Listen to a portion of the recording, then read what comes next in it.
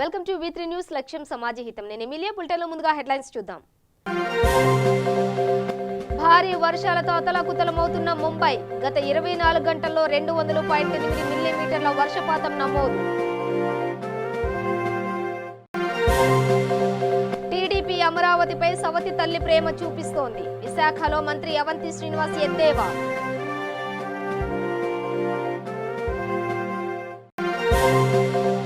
రాష్ట్ర అభివృద్ధి అధికార వికేంద్రీకరణ జరగాల్సిందే స్పష్టం చేసిన హోంమంత్రి మేకతోటి సుచరిత.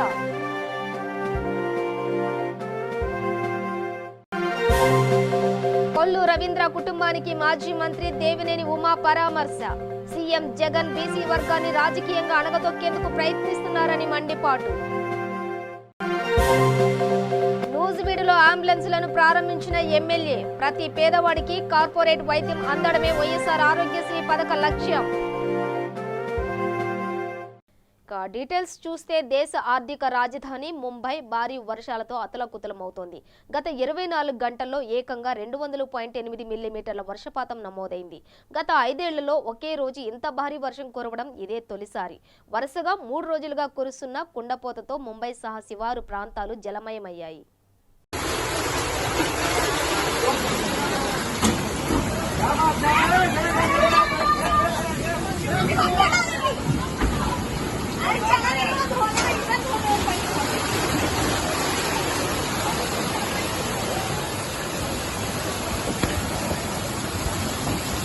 చంద్రబాబు ఆదేశాల మేరకు కొందరు రాజకీయ నిరుద్యోగులు అమరావతిపై సవతి తల్లి ప్రేమ చూపిస్తున్నారని మంత్రి అవంతి శ్రీనివాసరావు వ్యాఖ్యానించారు. విశాఖలో మీడియాతో మాట్లాడుతూ అమరావతి అభివృద్ధికి ప్రభుత్వం కట్టుబడి ఉందని స్పష్టం చేశారు. అమరావతి ప్రజలపై ఎటువంటి కక్ష లేదని, చంద్రబాబుకు అమరావతిపై ప్రేమ ఉంటే విశాఖలో 4 ఎమ్మెల్యేలతో రాజీనామా చేయించాలని అన్నారు. ఎల్జీ పాలిమర్స్ ఘటనలో 15 మంది మృతి చెందితే పరామర్శించని లోకేష్ శ్రీకాకుళం అచ్చెన్నాయుడు ఇంటికి వెళ్లడం వాళ్ల స్వభావానికి నిదర్శనమని అన్నారు. ఈ 3 రాజధాని సమస్యల గురించి నిన్న చాలామంది చాలా రకాలుగా మాట్లాడారు. చంద్రబాబు నాయుడు గారి యొక్క ఇదేంటంటే ఆయనకి అన్ని పార్టీలు ఉంటారు ఆయన మనుషులు. మరి వాళ్ళు ఒక అమరావతి మీద ముసలి కన్నీరు నిన్న కాచడం, అమరావతి మీద వాళ్ళ ఒక్కరికే ప్రేమ ఉన్నట్టు, మరి మాకేదో ద్వేషం ఉన్నట్టు మాట్లాడటం చాలా బాధ కలిగించింది. అమరావతి మీద కానీ, అమరావతి రైతుల మీద కానీ, అమరావతిలో ఉన్నటువంటి ఒక వర్గం మీద కానీ జగన్మోహన్ రెడ్డి గారు కానీ వైఎస్ఆర్సీపీకి కానీ ఎలాంటి కక్ష సాధింపు లేదు. చంద్రబాబు నాయుడు గారు మీకు నిజంగా అమరావతి మీద ప్రేమ ఉండి విశాఖపట్నం మీకు ఎగ్జిక్యూటివ్ క్యాపిటల్ వద్దనుకుంటే విశాఖపట్నంలో 4 ఎమ్మెల్యేలు మీకు గెలిపించారు. ఆ 4 ఎమ్మెల్యేలని మీరు రాజీనామా చేయించండి. నిజంగా మీకు అమరావతి మీద చర్చిస్తుంటే ముసలి కన్నీరు కాల్చడం కాదు. మాకు విశాఖపట్నం ఎగ్జిక్యూటివ్ క్యాపిటల్ వద్దు, మేము అమరావతికే కట్టుబడి ఉన్నాం. విశాఖపట్నం 4 ఎమ్మెల్యేలు గెలిపించిన 4 ఎమ్మెల్యేలు కూడా మేము రిజైన్ చేస్తున్నాం అమరావతి కోసం చేయించండి. మెంబర్ ఆఫ్ పార్లమెంట్గా గెలిపిస్తే విశాఖపట్నం ప్రజలు, మరి మొన్న 2 సార్లు కేంద్ర మంత్రిగా పనిచేశారు ఆవిడ. అంటే కనీసం కృతజ్ఞత లేకుండా విశాఖపట్నం ప్రజల మీద ఆవిడ కూడా మాట్లాడారు. ఇంకా సభవరి గారు అయితే రాజకీయ భిక్ష పెట్టింది విశాఖ జిల్లా ప్రజలు. ముఖ్యంగా ఆనాడు మళ్ళీ ఎంపీగా రాజకీయ భిక్ష పెట్టింది రాజశేఖర రెడ్డి గారు. కానీ నిన్న ఒక బాధ కలిగించే మాట సభవరి గారు చెప్పారు. మరి ఆయనకు ఎవరైనా జ్యోతిష్యుడు చెప్పారా, లేదా చంద్రబాబు నాయుడు ఆయన కలిసి కుట్ర చేశారా, లేదా కేంద్ర ప్రభుత్వం ఏమన్నా నిఘా వర్గాలు చెప్పినాయా? 2022లో జగన్మోహన్ రెడ్డి గారు ముఖ్యమంత్రిగా ఉండరు రాష్ట్రం అని చెప్పారు ఆయన. చంద్రబాబు నాయుడు గారు జీవితాంతం కూడా వెన్నుపోటు రాజకీయాలు, హత్య రాజకీయాలు వెనతో పెట్టిన విజయానికి ఆయన స్కూల్లో కొత్తగా సభవరి గారు జాయిన్ అయ్యాడు. చేరి ఆయన ఇది అసలు ఆయనే తెలుగుదేశం పార్టీ పెట్టినట్టు, ఆయనే తెలుగుదేశం పార్టీ సిద్ధాంతాలను వెల్లివేస్తున్నట్టు ఆయనే దీనిలాగా మాట్లాడుతున్నాడు. ఆయనకి రాజకీయ భిక్ష పెట్టింది కానీ, రాజకీయ ప్రస్థానం కలిగించింది కానీ కాంగ్రెస్ పార్టీ, అలాగే రాజశేఖర రెడ్డి గారు. మీరు ఎంతమంది కలిసి ఇన్ని రకాలుగా రకరకాల పార్టీల పేర్లు చెప్పి రకరకాల వ్యక్తులందరూ కూడా ఒక సామూహిక దాడి మీరు వైఎస్ఆర్సీపీ మీద, ఒక వ్యక్తి మీద, జగన్మోహన్ గారి మీద చేస్తున్నారు. మరి ఆనాడు భారత్లో అర్జునుడు ఒక్కడే అంతమందిని ఎదుర్కొన్నాడు. ఈరోజు మీరు అంతమంది కలిసి వచ్చినా కూడా పైన భగవంతుడు ఆశీస్సులు జగన్మోహన్ గారికి ఉన్నాయి, మరి కింద ప్రజల దీవెనలు ఉన్నాయి. అలాగే అంబులెన్స్ గురించి మాట్లాడితే అసలు 108, 104 ఎక్కడున్నాయి 5 సంవత్సరాలు. నేను గత 5 సంవత్సరాలు ఎంపీగా ఉన్నప్పుడు అంబులెన్స్ కొనిచ్చిన డ్రైవర్లను పెట్టలేని పరిస్థితి కూడా ఉంది. అలాంటి పరిస్థితుల్లో దాన్ని ప్రెస్టేజ్ ప్రాజెక్ట్గా తీసుకుని రాష్ట్రంలో అన్ని ప్రాంతాల్లో అభివృద్ధి చెందాలంటే అధికార వికేంద్రీకరణ జరగాల్సిందే అని హోంమంత్రి మేకతోటి సుచరిత స్పష్టం చేశారు. అధికారంలో ఉన్నప్పుడు బాబు అందరికీ గ్రాఫిక్స్ చూపించారని ఎద్దేవా చేశారు. ఇప్పుడేమో అభివృద్ధి గురించి మాట్లాడుతున్నారని మండిపడ్డారు. రాజధానిని అభివృద్ధి చేసి ఉంటే ఎందుకు రాజధానిలోని 2 నియోజకవర్గాల్లో ఓడిపోయారని ప్రశ్నించారు. మంగళగిరిలో లోకేష్ ఎందుకు ఓడిపోయాడని మండిపడ్డారు. కృష్ణా, గుంటూరు జిల్లాలో వైఎస్ఆర్ కాంగ్రెస్ పార్టీ ఎక్కువ సీట్లు సాధించిందని చెప్పడానికి ఇదే దీనికి నిదర్శనమని అన్నారు. ప్రభుత్వం రాష్ట్రంలో అనేక సంక్షేమ పథకాలను అమలు చేస్తోందని తెలిపారు. దీన్ని జీర్ణించుకోలేని ప్రభుత్వంపై చంద్రబాబు బురద జల్లే ప్రయత్నం చేస్తున్నారని ధ్వజమెత్తారు. అన్ని ప్రాంతాలు సమానంగా అభివృద్ధి చెందాలని గతంలో తెలంగాణ ఏర్పాటువాదం ఏ విధంగా వచ్చి తెలంగాణ మన రాష్ట్రం నుండి విడిపోయిందో ముందు భవిష్యత్తులో అటువంటి పరిస్థితి కలగకుండా ప్రతి ప్రాంతము అభివృద్ధి చెందాలి అని ఒక మంచి మనసుతో పరిపాలన వికేంద్రీకరణ చేయాలనేటువంటి గొప్ప ఆలోచన చేయడం జరిగింది. చంద్రబాబు నాయుడు గారు మరి 200 రోజుల నుండి ఈ ప్రాంతంలో ఉద్యమాలు జరుగుతూ ఉన్నాయి. అమరావతి కోసం మరి 200 దేశాల్లో ప్రజలు ఉద్యమిస్తున్నారని మాట్లాడుతూ ఉన్నారు. ఇది వినడానికి కూడా చాలా హాస్యాస్పదంగా ఉంది. కేవలం 29 గ్రామాల ప్రజల ఆకాంక్షను అది రాష్ట్ర ఆకాంక్షగా, అదేవిధంగా వివిధ దేశాల్లో ఉన్నటువంటి తెలుగు ప్రజలు ఎవరైతే ఉన్నారో వారందరూ కూడా అమరావతి కావాలని కోరుకుంటున్నట్లు, వారందరూ కూడా ఉద్యమిస్తున్నట్లు చెప్తున్నటువంటి పరిస్థితి తీరు చూస్తుంటే మనకు చాలా ఆశ్చర్యం కలుగుతూ ఉంది. ఎందుకంటే అమరావతిని అభివృద్ధి చేశాను, దాన్ని ప్రపంచంలోనే ఒక గొప్ప ప్రాంతంగా నిలబెట్టాను అని గతంలో చెప్పి గ్రాఫిక్స్లో గీయించి వాటిని పబ్లిష్ చేసి దాన్ని చూపించినటువంటి తీరు మరి అక్కడ చూస్తే కేవలం 2-3 బిల్డింగులు తప్పితే కట్టినటువంటి పరిస్థితి ఎక్కడా లేదు. నిజంగానే అమరావతి అంత గొప్పగా అభివృద్ధి చేసి ఆ ప్రాంతాన్ని అభివృద్ధి చేసినట్లయితే మరి అదే ప్రాంతంలో మరి తెలుగుదేశం పార్టీ మీ అభ్యర్థులు మరి ముఖ్యంగా మీ తనయుడు లోకేష్ గారిని మంగళగిరిలో నిలబెడితే ఆయన కూడా ఓడిపోయినటువంటి పరిస్థితి మీకు స్వయంగా తెలుసు. మరి గుంటూరు జిల్లాలో కానివ్వండి, కృష్ణా జిల్లాలో కానివ్వండి, మరి అమరావతి ప్రాంతం ఏదైతే ఉందని చెప్పారో ఆ ప్రాంతంలో కూడా మీ అభ్యర్థులు గెలవకపోవడం, మరి మీరు చేసినటువంటి అభివృద్ధి ఏది ఉందో అది ప్రజలు ఇచ్చినటువంటి తీర్పుగా భావించాలని కూడా తెలియజేస్తా ఉన్నాం. మరి ఈరోజు విశాఖను మనం ఎగ్జిక్యూటివ్ క్యాపిటల్గా చేయాలి, మనం ఎప్పటి నుండో వెనుకబడినటువంటి ప్రాంతంగా ఉత్తరాంధ్రని చెప్తా ఉన్నారు, ఆ ప్రాంత ప్రజలు కూడా అభివృద్ధి చెందాలి. అదేవిధంగా మనకు మద్రాసు రాష్ట్రం నుండి వేరుపడినప్పుడు కర్నూలు రాజధానిగా ఏర్పాటు జరిగింది. వైసీపీ నేత మేకా భాస్కర్ రావు హత్య కేసులో అభియోగాలు ఎదుర్కొంటూ సబ్ జైలుకు వెళ్లిన మాజీ మంత్రి కొల్లు రవీంద్ర కుటుంబ సభ్యుల్ని మాజీ మంత్రి దేవినేని ఉమామహేశ్వరరావు, నందిగామ మాజీ ఎమ్మెల్యే తంగిరాల సౌమ్య పరామర్శించారు. అనంతరం దేవినేని మాట్లాడుతూ సొంత బాబాయిని హత్య కేసులో నిందితులను జైలుకు పంపలేని సీఎం జగన్ ఓ రౌడీ షీటర్ హత్య కేసులో మాజీ మంత్రి కొల్లు రవీంద్రను ప్రాథమిక విచారణ లేకుండా జైలుకు పంపుతారా అని ప్రశ్నించారు. సీఎం జగన్ బీసీ వర్గాన్ని రాజకీయంగా అణగదొక్కేందుకు ప్రయత్నిస్తున్నారని మండిపడ్డారు.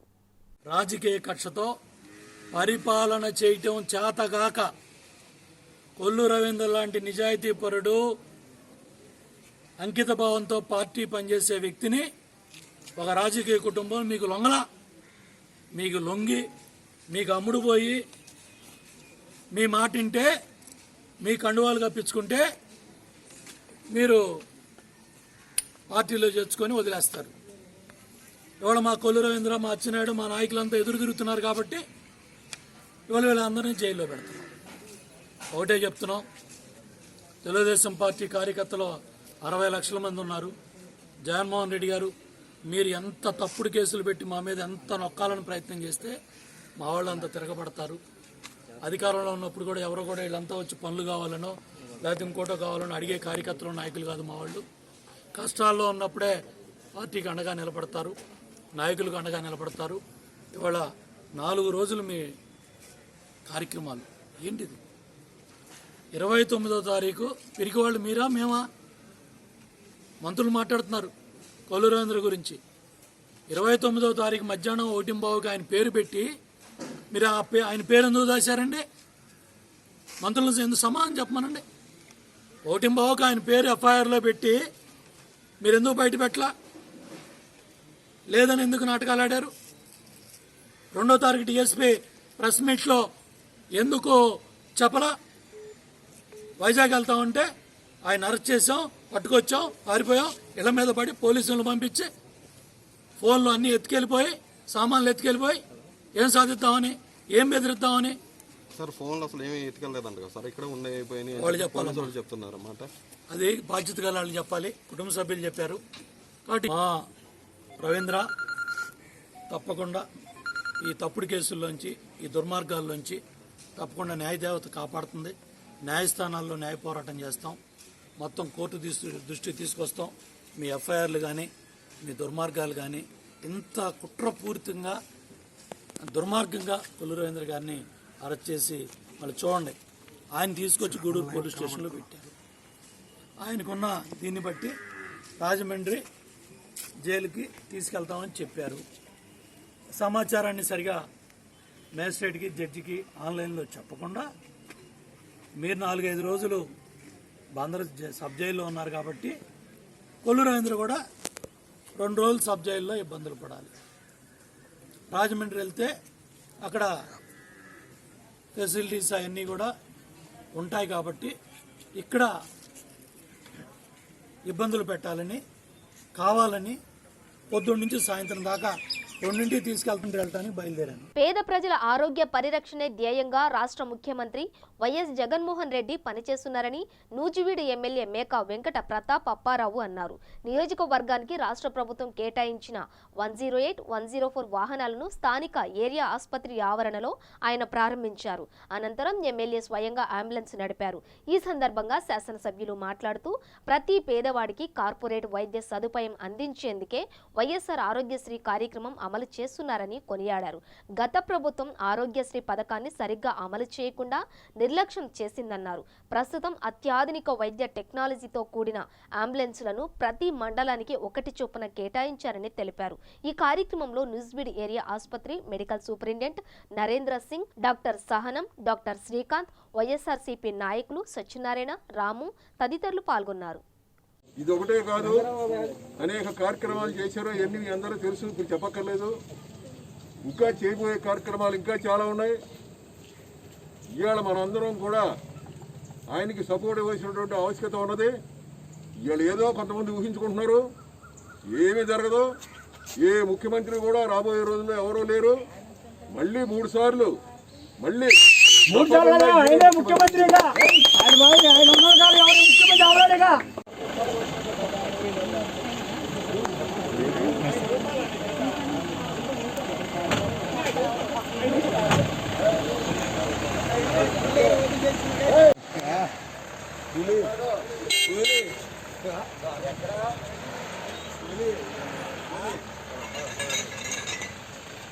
ఒడ్డెక్కిచ్చామని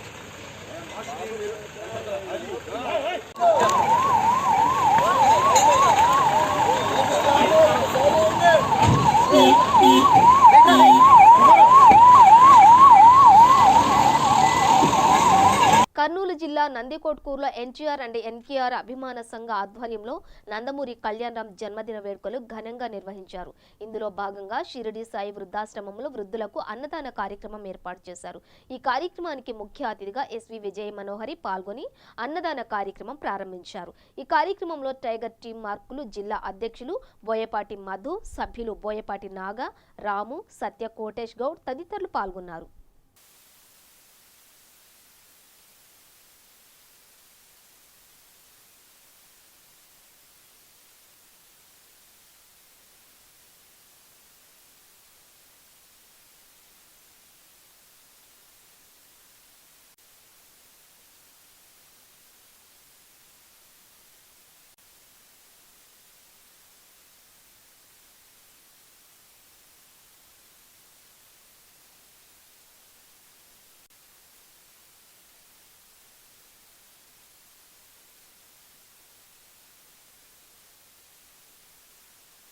నందమూరి కళ్యాణ్ రామ్ గారికి ముందుగా పుట్టినరోజు శుభాకాంక్షలు.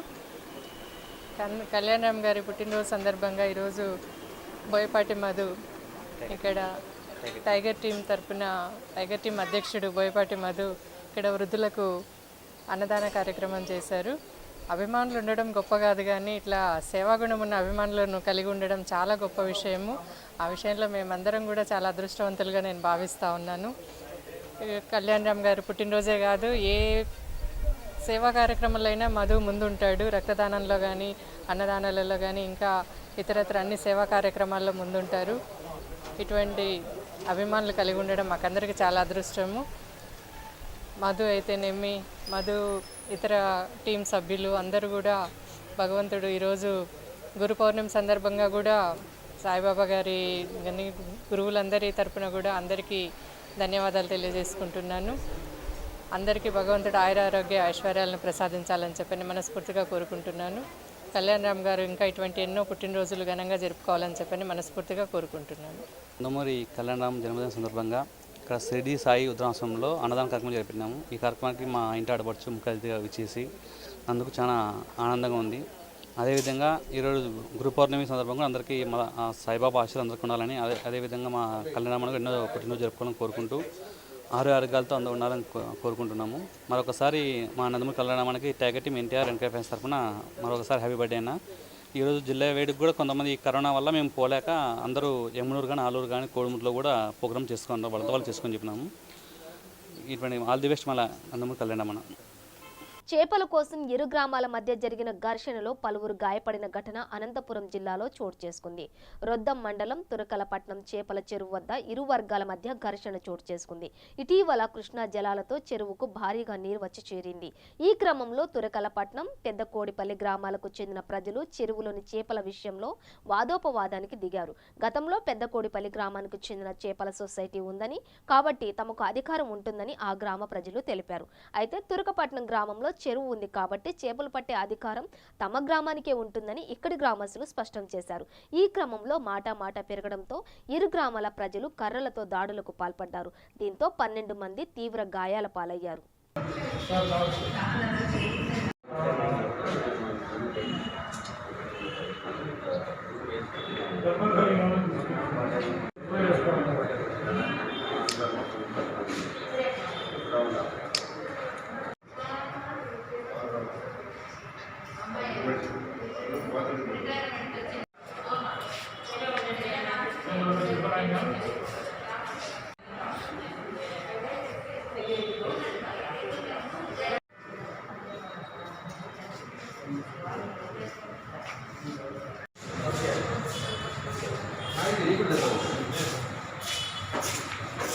వాళ్ళ పెద్దకోట పిల్లలు మా చెరువులో చేపలు పట్టేకి వచ్చినారు సార్. ఇక్కడ వచ్చింటే మా ఊరు బోయలు నాకు ఫోన్ చేసినారు.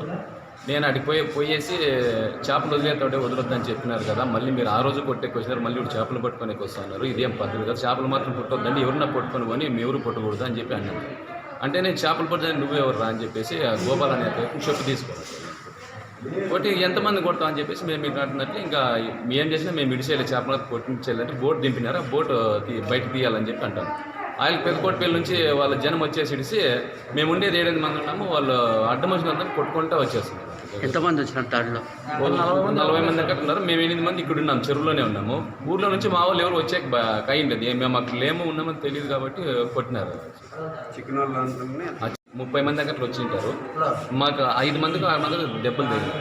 ఇది పోతుంది, ఒక చెయ్యి ఇరిగింది, తలకాయ పగిలింది, ఇంకొక మూతి అంతా పగిలిపోయింది. నాకు ఈ మెండ నొప్పులు అట్లా కొంచెం పర్లాడినాక అట్లా కొంచెం ఇన్నాళ్ళు పట్టుకుపోతా ఉన్నారు. ఇప్పుడన్నా ఎవరైనా మేము మా ఊళ్ళో పట్టుకుంటారు, మేమే అందరూ పట్టుకుని ఎవరు పట్టే పని అవుతుంది, ఎవరైనా పట్టుకు తినాలంటే కూడా వాళ్ళు ఓటేసుకొని వచ్చి పిలిపించినారు. అప్పుడు కూడా రాజారెడ్డి నన్ను నిద్రని కొట్టేకొచ్చినారు. అప్పుడు కూడా గోపాల ప్రసాద్ అంతా అంటే ఒకరు 6 మంది గొంజుకోవాలంటే ఒకరు పక్క వెళ్ళిపోతారు. మేము 7 చెప్పినా వాళ్ళు వింటారు. అట్లాంటివి జరిగింది. మీకు డబ్బులు ఎంత కట్టాలని అట్లా ఒప్పుకోరు. మాకు అవసరం లేదు, మా తాతలకి మా పిల్లలందరికీ కావాలి, మా తాతలు కావాలని చెప్పేసి దౌర్జన్యం 25 ఏళ్ళ నుంచి వాళ్ళే పట్టుకుపోతారు. ఏపీ రాష్ట్రాన్ని 3 రాజధానులతో అభివృద్ధిని వికేంద్రీకరణ చేయాలనే భావంతో సీఎం జగన్ ముందుకు సాగుతున్నారని వైసీపీ ఎమ్మెల్యే కోలగట్ల వీరభద్రస్వామి అన్నారు. విజయనగరం జిల్లాలో మీడియాతో మాట్లాడుతూ జగన్ ప్రకటనపై రైతులు కూడా హర్షం వ్యక్తం చేస్తున్నారని అన్నారు. రియల్ ఎస్టేట్ వ్యాపారం కోసం అమరావతిలో 1000 ఎకరాల భూములు కొని డీలా పడిన టీడీపీ పార్టీ నేతలు ఆందోళన చేస్తూ తప్పుడు సంకేతాలు ఇస్తున్నారని అన్నారు. విశాఖ పరిపాలన రాజధానిగా ప్రకటిస్తే ఉత్తరాంధ్ర జిల్లాలతో పాటు పక్క జిల్లాలు కూడా అభివృద్ధి చెందుతాయని చెప్పారు. కానీ చంద్రబాబు అనుచరులు దీక్షలు చేస్తూ ప్రజలను మభ్యపెడుతున్నారని ఆరోపించారు. పార్టీలో ఏలుబడి జరిగిన ఈ రాష్ట్రాన్ని అభివృద్ధి పదంలో తీసుకెళ్లాలని, పరిపాలనని ప్రజల దగ్గరికి తీసుకెళ్లాలన్న ఒక ఆలోచనతో పరిపాలనా వికేంద్రీకరణ అనే పేరుతో 3 రాజధానులుగా ప్రకటించడం జరిగింది. పరిపాలనా రాజధానిగా విశాఖపట్నాన్ని, న్యాయ రాజధానిగా కర్నూలుని, శాసన రాజధానిగా ఇప్పుడున్న చంద్రబాబు నాయుడు గొప్పగా చెప్పుకుంటున్న ఏమీ లేని అమరావతిని ప్రకటించడం జరిగింది. దాని మీద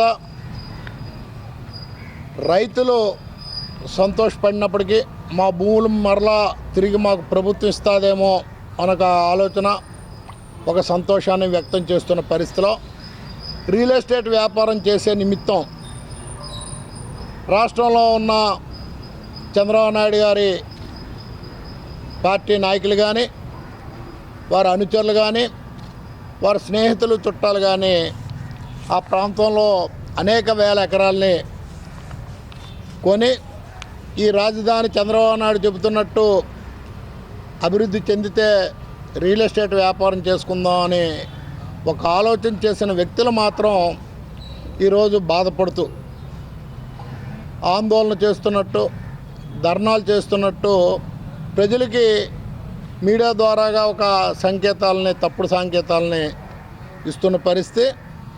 మరి ఏ ఒక 200 మందో 150 మందో ఇటువంటి ఆందోళన ధర్నాలు చేస్తున్నప్పటికీ ప్రభుత్వం తన పని తాను చేసుకొని వెళ్తూ ఈ రాజధానుల్ని విభజించాలనే కార్యక్రమాన్ని నిర్వహిస్తున్న పరిస్థితిలో ఈ ప్రాంత అభివృద్ధిని కోరుకున్న వ్యక్తులుగా ఈ రాష్ట్రంలోని అతిపెద్ద పట్టణమైన విశాఖపట్నాన్ని పరిపాలనా రాజధానిగా ప్రకటిస్తే అటు ఉభయ గోదావరి జిల్లాలు, శ్రీకాకుళం, విజయనగరం జిల్లాలు కూడా పూర్తి స్థాయిలో అభివృద్ధి పొందుతాయని, మరి విశాఖపట్నం, విజయనగరం, శ్రీకాకుళం వెనుకబడిన జిల్లాలుగా, వెనుకబడిన ప్రాంతాలుగా పేరు మాపే పరిస్థితి వస్తుందని ఎంతో ఆశతో మేము అందరం ఎదురు చూస్తున్న పరిస్థితిలో ఈరోజు మరి చంద్రబాబు నాయుడు గారు చాలదన్నట్టు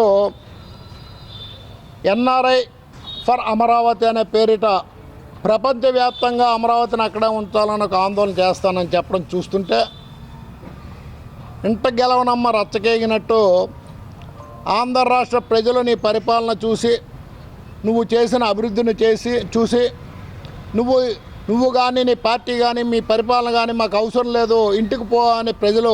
టీడీపీ నేతల అరెస్టులు, అక్రమాలంటూ చేస్తున్న టీడీపీ వ్యాఖ్యలను వైసీపీ ఎమ్మెల్యే నాగార్జున ఖండించారు. గుంటూరులో మీడియాతో మాట్లాడుతూ పేదల సొమ్ము దోచుకుని అరెస్టైన అచ్చెన్నాయుడు అరెస్టు అక్రమ అరెస్టు ఎలా అవుతుందని నిలదీశారు. జగన్మోహన్ రెడ్డి అధికారంలోకి వచ్చిన తర్వాత తనదైన శైలిలో సంక్షేమ పథకాలు ప్రతి ఇంటికి అందేలా చేస్తున్నారని అన్నారు. కుల మతాలకు అతీతంగా మేనిఫెస్టోలో ఇచ్చిన దానికంటే ఎక్కువ పథకాలు అమలు అవుతున్నాయని చెప్పారు. ప్రతిపక్ష నేత చంద్రబాబు నాయుడు ప్రజా సంక్షేమ పథకాలు ఓర్వలేక ప్రజా వ్యతిరేక విధానాలు అనుసరిస్తున్నారని అన్నాడు. అమరావతిని డెవలప్ చేస్తానన్న ముఖ్యమంత్రి రియల్ ఎస్టేట్ డెవలప్ చేసి పేదలను దోచుకున్నారని మండిపడ్డారు. రాజకీయాలలో ఉన్న ఏ వ్యక్తి అయినా అకౌంటబిలిటీ అనే దాని మీద ఆధారపడి ముందుకెళ్లాలా. ఆనాడు డాక్టర్ రాజశేఖర రెడ్డి గారు ముఖ్యమంత్రిగా ఉన్నప్పుడు పరిటాల రవి గారి మర్డర్ జరిగితే ఈనాటి ముఖ్యమంత్రి జగన్మోహన్ రెడ్డి గారి మీద ఆరోపిస్తే నిజమైన నాయకుడు ఏం చెప్పాడో తెలుసా? నా కుమారుడు దాంట్లో ఇన్వాల్వ్ అయితే ఉరి తీయిస్తారని చెప్పాడు. That is the leadership that Rajasekhar Reddy's. ఈరోజు స్కాముల్లో స్కీములు వేసుకుని మడ్డలు చేసే రాజకీయ నాయకులు ఉన్నటువంటి తెలుగుదేశం పార్టీలో ఉన్న నాయకులు, నేను అడుగుతా ఉన్నా అచ్చెన్నాయుడిని, అచ్చెన్నాయుడు లాంటి లుచ్చా కార్మికుల పొట్టను కొట్టి స్కామ్ చేస్తే అక్రమ అరెస్టా? పేదవాడైనటువంటి రాజకీయాల్లో ఉన్నటువంటి వ్యక్తిని ఇంకొక మంత్రి, మాజీ మంత్రి మర్డర్ చేయిస్తే అది అక్రమ అరెస్టా? చంద్రబాబు నైజం వీటితోనే స్టార్ట్ అయింది. నేను ఇందాకే వస్తూ ఉంటే ఒక వీడియో చూసా. నిన్నే జరుపుకున్నారు దరిదాపు ఈ ప్రాంత రాజకీయాల్లో, ఈ రాష్ట్ర రాజకీయాల్లోనే ఒక కలికితురాయి రోసయ్య గారు జన్మదినాన్ని. వారు అసెంబ్లీలో మాట్లాడినటువంటి మాట విన్నా. ఒకప్పుడు చంద్రబాబుకి ఎన్టీ రామారావు గారిని పొగిడాడు, మరలా తిట్టాడు, మరలా పొగిడాడు, మరలా తిట్టాడు. ఎందుకు ఎలా చేస్తాడో మాకు తెలియదు అంటున్నాడు ఆయన. చంద్రబాబు నైజం ఎవరినైనా తిడతాడు, పొగుడుతాడు, కాళ్ళు పట్టుకుంటాడు, జుట్టు పట్టుకుంటాడు. అలాంటి రాజకీయాల్లో ఈరోజు ఈ రాష్ట్రంలో ప్రతిపక్ష నాయకుల్లో ఉన్నవాడు, అతని అనుయాయులు ఈరోజు కొల్లు రవీంద్రను అరెస్ట్ చేస్తే తప్పంటాడు, అచ్చెన్నాయుడిని అరెస్ట్ చేస్తే తప్పంటాడు. అన్యాక్రాంతంగా మా నాయకుడి మీద కేసులు పెట్టినప్పుడు మీ కళ్ళు ఎక్కడ పోయినట్టు అడుగుతా ఉన్నా. అన్యాక్రాంతంగా పెట్టితేనేమో మేము అల్లో లక్షణాన్ని రోడ్ల మీదకి వచ్చాం. నువ్వు నిజంగా ఇన్వాల్వ్ అయితే ఈరోజు అక్రమ అరెస్ట్ అంటారు. సిగ్గుకాడ చంద్రబాబు గారిని అడుగుతా ఉన్నా. అందుకనే చంద్రబాబు నైజం ప్రజా వంచక నైజం, మా నాయకుడి నైజం ప్రజలను రక్షించే నైజం, ప్రజా సంక్షేమాన్ని కోరే నైజం, ప్రజల స్థితిగతులు మెరుగుపరచడానికి ఆయన శాయశక్తులా కష్టపడే నైజం. అదే వైఎస్ఆర్ కాంగ్రెస్ పార్టీ ఆలోచన, జగన్మోహన్ రెడ్డి గారు.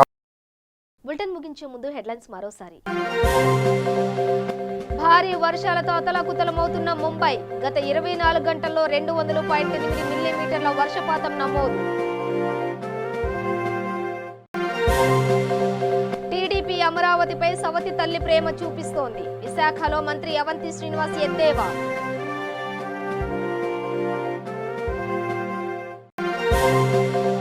రాష్ట్ర అభివృద్ధి అధికార వికేంద్రీకరణ జరగాల్సిందే స్పష్టం చేసిన హోంమంత్రి మేకతోటి సుచరిత.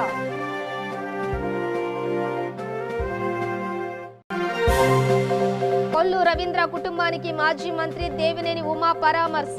సీఎం జగన్ బీసీ వర్గాన్ని రాజకీయంగా అణగదొక్కేందుకు ప్రయత్నిస్తున్నారని మండిపాటు. నూజివీడులో అంబులెన్సులను ప్రారంభించిన ఎమ్మెల్యే. ప్రతి పేదవాడికి కార్పొరేట్ వైద్యం అందడమే వైఎస్ఆర్ ఆరోగ్యశ్రీ పథక లక్ష్యం. ఇవి bulletin updates. Stay tuned to V3 news.